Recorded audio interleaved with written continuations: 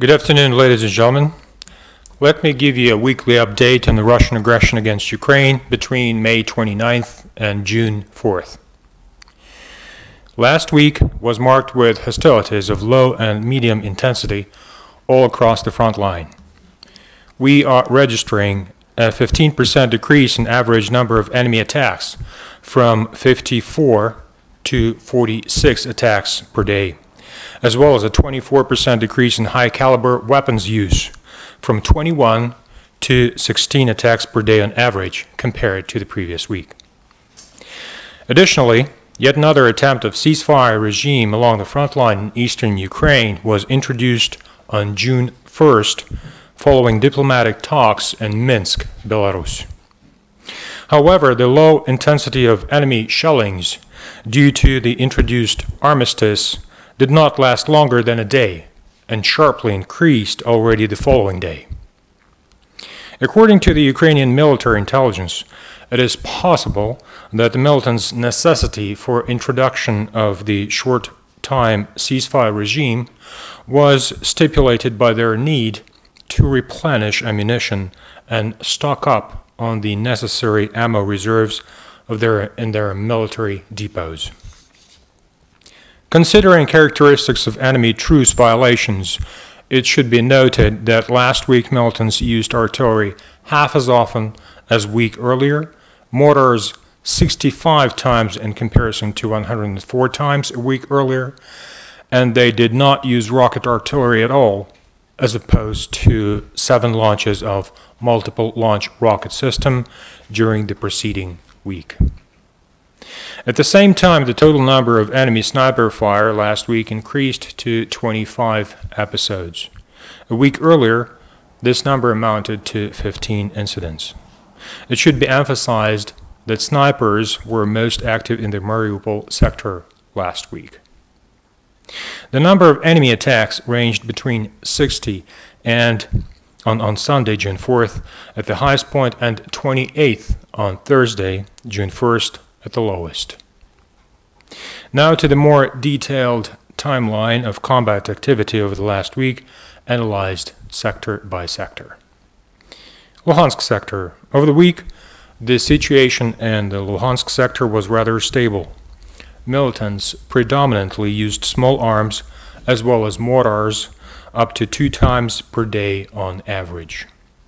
However, on Sunday, the situation got worse as militants opened mortar fire 12 times at positions of Ukrainian defenders near Krymske and in Popasna district, having discharged nearly 100 rounds. Last week, the daily amount of ceasefire violations in the sector ranged between 6 and 20. Now to the Donetsk sector. Russia-equipped militants provoked Ukrainian defenders with fire across the front line of the sector, but most intense fire was registered near Avdiivka. On May 29th, Russian proxies opened mortar fire at Avdiivka, Pisky, Verkhnyotoretsky, Zaitsevo, and Luhansk. The number of rounds discharged against positions of Ukrainian armed forces that day reached 90. On May 30th, Russia-backed militants once again opened complex fire against Avdiivka, having fired 35 mortar rounds. On June 2nd, militants initiated mortar attacks of medium intensity against Avdiivka and adjacent areas, as well as at Pisky. The daily amount of ceasefire violations in the sector ranged between 2 and 15. Now to the Mariupol sector. Last week, Mariupol sector remained the epicenter of most intense combat activity compared to other sectors.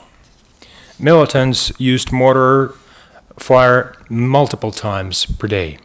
In addition, enemy opened artillery fire several times over the week. On May 29th, Russian proxies opened fire with 122 as well as 152 mm artillery at Krasnogorivka.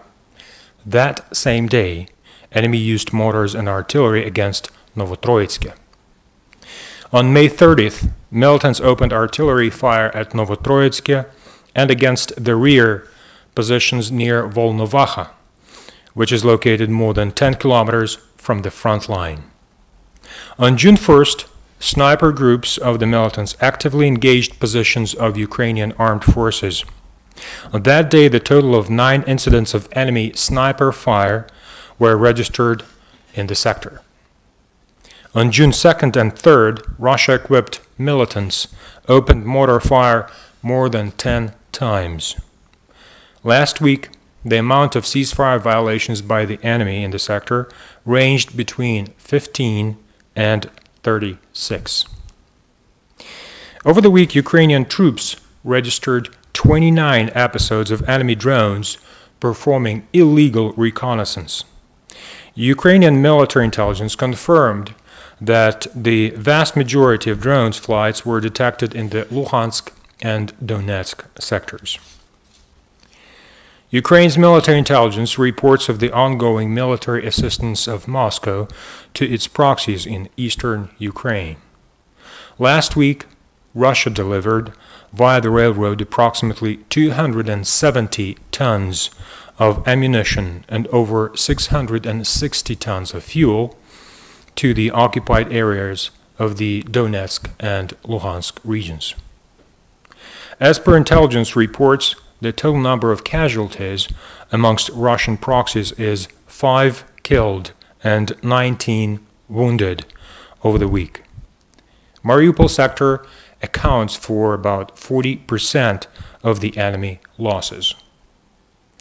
Last week, 5 Ukrainian servicemen were killed in action. Also, 23 troops were wounded in action. Our hearts go out to the families and friends of the fallen Ukrainian heroes. On Thursday, the day when the latest armistice was introduced, Ukrainian armed forces did not incur any casualties. 4 civilian men and 3 women were injured last week by the enemy fire. These incidents took place in Verkhnyotorets and Avdiivka Donetsk sector and Krasnogorivka and Mariinka Mariupol sector. In addition, 6 private homes and 2 non-residential buildings were damaged during the enemy shellings. It should be noted that one of them was the summer camp that was fully ready to welcome children on the summer holidays. Ukrainian authorities arranged for access and safe passage of 56 trucks loaded with humanitarian aid for civilians living in the occupied territories of eastern Ukraine. More than 1,000 tons of medicine, hygiene products, construction materials, food, and ammonium sulfate, which is used for water purification, were provided by the International Committee of the Red Cross, Embassy of Switzerland in Ukraine, and the Charity Fund. That'll be all for today. Thank you very much for your attention.